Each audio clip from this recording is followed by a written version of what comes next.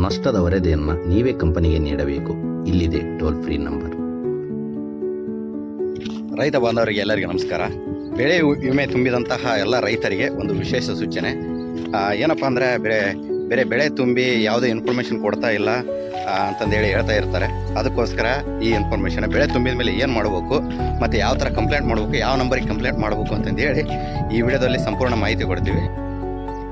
2026-27ನೇ ಸಾಲಿನಲ್ಲಿ ಬೆಳೆ ವಿಮೆ ತುಂಬಿದಂತಹ ಎಲ್ಲ ರೈತರಿಗೆ ತಿಳಿಸುವುದೇನೆಂದರೆ, ಇಪ್ಕೋ ಕಂಪನಿ ತಿಳಿಸಿರುವ ಮಾಹಿತಿಯಂತೆ ಈಗ ಬೆಳೆ ವಿಮೆ ತುಂಬಿದಂತಹ ರೈತರು ಪ್ರತಿಯೊಬ್ಬರು ತಾವೇ ಕಂಪ್ಲೇಂಟ್ ರೈಸ್ ಮಾಡಬೇಕು.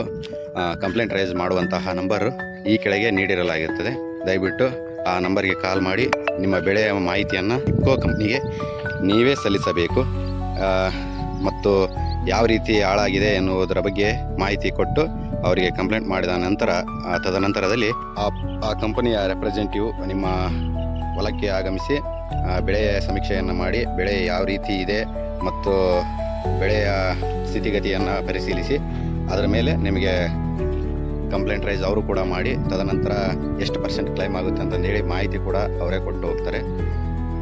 ತದನಂತರದಲ್ಲಿ ನೀವು ಅವರಿಗೆ ಆಧಾರ್ ಕಾರ್ಡು, ಪಾಣಿ ಮತ್ತು ಪಾಸ್ಬುಕ್ ಒಂದು ಸೆಟ್ ಜೆರಾಕ್ಸ್ ಕೊಡಬೇಕಾಗ್ತದೆ. ಅದ್ರ ಜೊತೆಗೆ ಬೆಳೆ ವಿಮೆ ಹಾಕಿಸಿದಂತಹ ಅಕ್ಲಾಸ್ಮೆಂಟ್ ಒಂದು ಜೆರಾಕ್ಸ್ ಕೊಡಬೇಕು.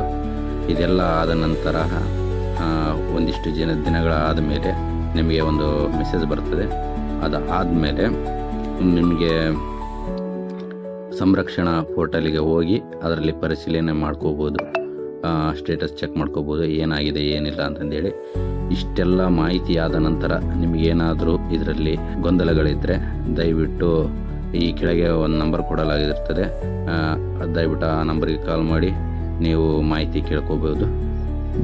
ಕಂಪ್ನಿಗೆ ನೀವೆಲ್ಲ ಥರ ಮಾಹಿತಿ ನೀಡಿದ ನಂತರ, ಅಂದರೆ ನೀವು ಇಪ್ಕೋ ಕಂಪ್ನಿಗೆ ನಿಮ್ಮ ಬೆಳೆ ಮಾಹಿತಿ ನೀಡಿದ ಮೇಲೆ, ಬೆಳೆ ಸಮೀಕ್ಷೆ ಆದಮೇಲೆ, ಕಂಪ್ಲೇಂಟ್ ಆದ ನಂತರ ಎಲ್ಲ ಪರಿಶೀಲನೆ ಮಾಡಿ ನಿಮ್ಮದು ಹೊಲ ಎಷ್ಟು ಲಾಸ್ ಆಗಿದೆ ಅನ್ನೋದ್ರ ಮೇಲೆ ನಿಮಗೆ ಇದು ಬೆಳೆ ನಷ್ಟ ಎಷ್ಟಾಗಿದೆ ಎನ್ನುವುದರ ಬಗ್ಗೆ ಮಾಹಿತಿಯನ್ನು ಸಂರಕ್ಷಣಾ ಪೋರ್ಟಲ್ನಲ್ಲಿ ನಿಮಗೆ ಶೋ ಆಗ್ತದೆ.